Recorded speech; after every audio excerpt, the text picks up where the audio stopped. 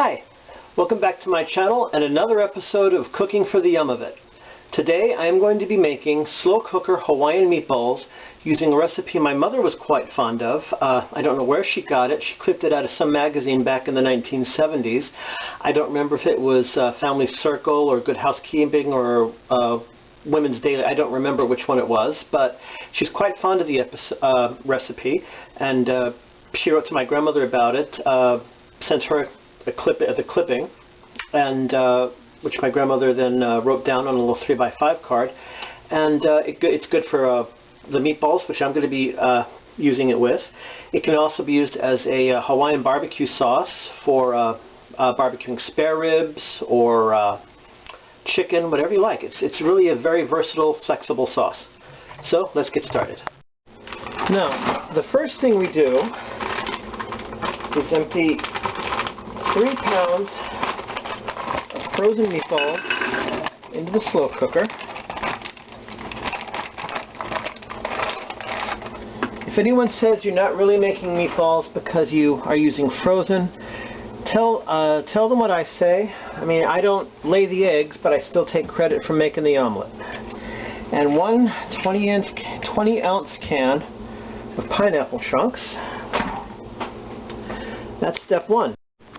Next, we take 2 cups of barbecue sauce. Let's get that all in there.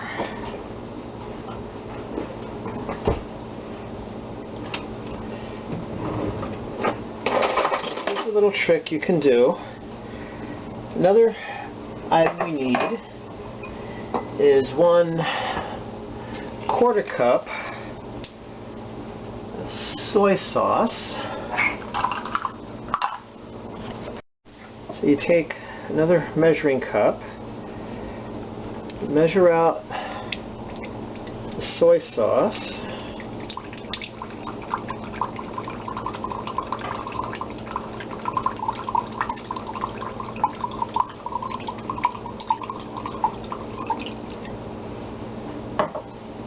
pour it into the first measuring cup you used.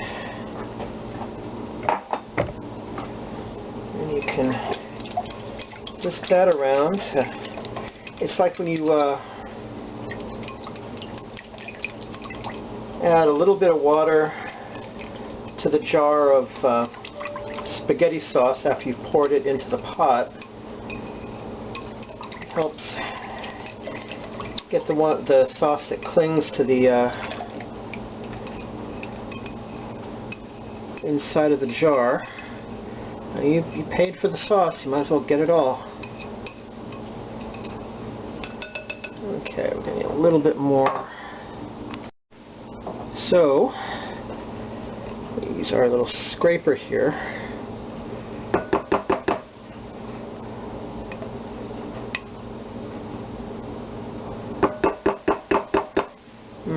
Smells Hawaiian already.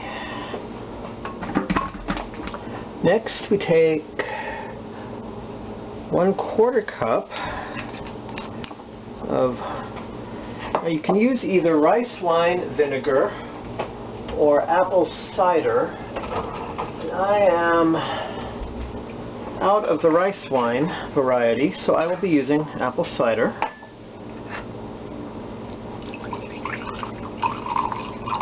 And that's the last of my vinegar, so I'm going to get another bottle of vinegar next time I go shopping. Okay, and finally, 1/4 cup of brown sugar. Let me get the correct measuring cup here. And let me get my brown sugar. That's not it.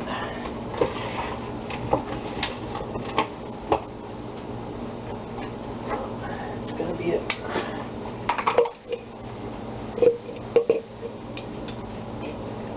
Sorry about that. It's one of my vintage Tupperware containers. My mother used to sell Tupperware. You can probably guess from the lovely lime green container. It was back in the 1970s. This isn't any of the Tupperware she bought. This I bought myself off of eBay.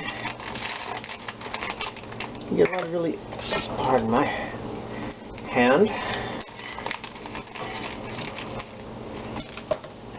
Now I'm using brown sugar. I didn't have anything in here before, so now I need something to hold my brown sugar. So when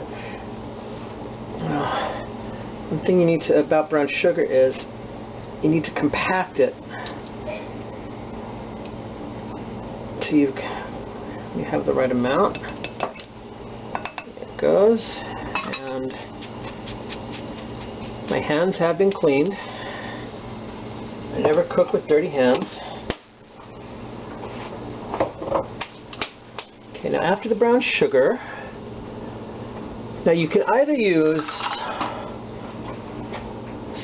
1 tablespoon of fresh grated ginger, or if you're in a hurry like me, we can use 1/4 teaspoon of dried ginger, courtesy from our friends at McCormick.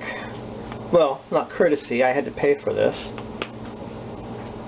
But who knows, if I get enough followers, I might get a sponsor, and one of the sponsors might be McCormick. Who knows? Wouldn't that be something? And my mother, she always grated the ginger by hand. And now, my inaugural use of my just recently purchased garlic press. Really happy to have that. I'm going to need 3 cloves of garlic. So, let's get a couple of cloves here. That's 1, 2. Oh, there's a lot of cloves in that one. I thought it was just 1 clove. 1, 2, 3. Yeah, that'll be fine.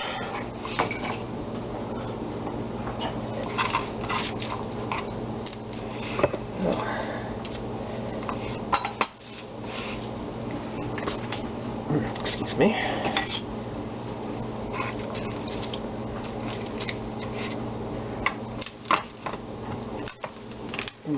Blade in, flat edge out, because that's where your fingers are pointing.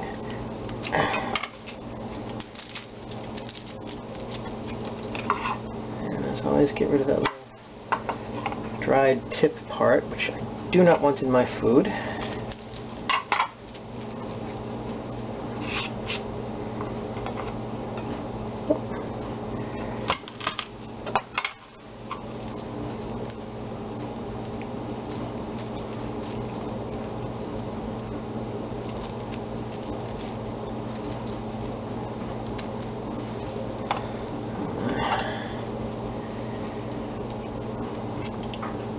This one doesn't want to let itself be peeled. It's holding on to its peel with all its might.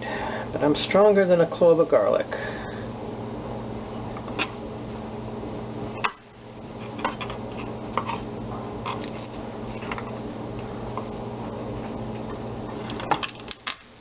Ooh.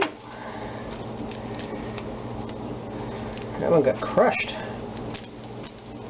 It's going to get even more crushed in a second.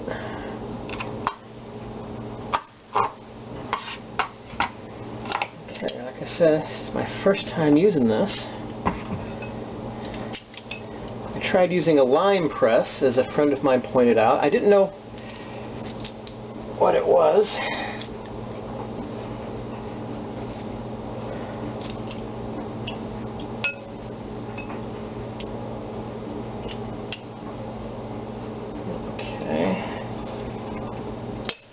Get both of these cloves in there, they're small.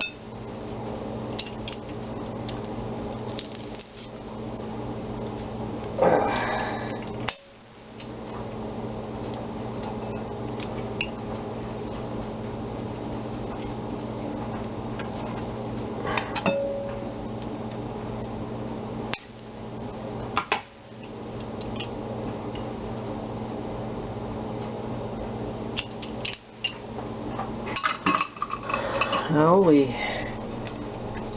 take our whisk, sleeve out of the way, and we'll whisk this up nice and good, nice and whisky, no pun intended. A larger whisk for this part.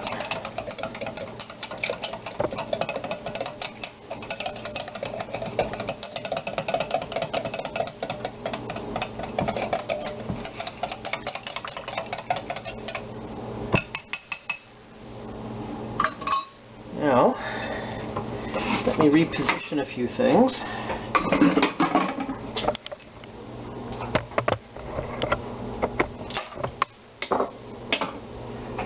Pour our sauce over the meatballs and pineapple.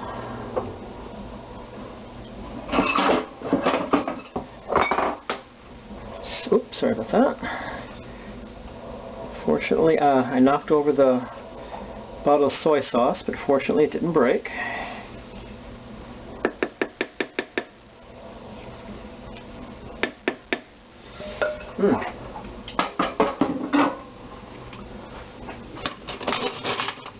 Now, again, reposition a few things.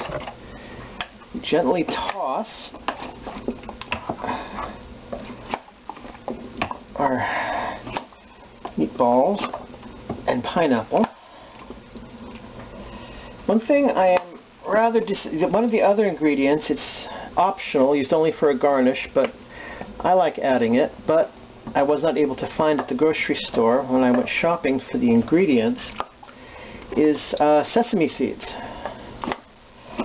They did not have any, but you know, this is kind of funny. When you want something, I mean, when you're not looking to buy something at the store, they've got so much of it that they don't have room for it on the shelves. But when you want to buy it and you go back, completely gone, not to be had for love nor money. Anyway, now we place our lid. We plug in the slow cooker. Now I'm going to need this for a get-together with some friends later today. A sectionals rehearsal for the baritones and the SGMC. So I will be manual on high for 2 to 3 hours. And when I'm done, I will be taking this with me to my friend's house. I'm hoping that there will be at least a few people there who would not mind being filmed. My first guest stars, to see if they enjoy this as much as I used to when I was a kid.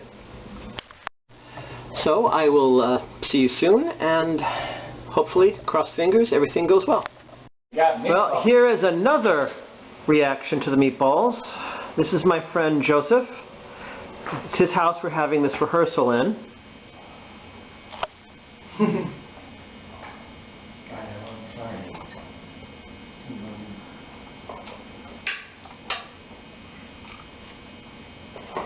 So, what's the verdict? Call 911. Oh, isn't he just a great big bundle of laughter? Yeah, let's call it laughter. Okay, everybody, this is my friend Adrian, and he is trying the Hawaiian meatballs. What do you think, Adrian? They're good. They're sweet and tangy and tasty. So you see, an unbiased opinion. Thank you, and remember, until next time, eat and enjoy.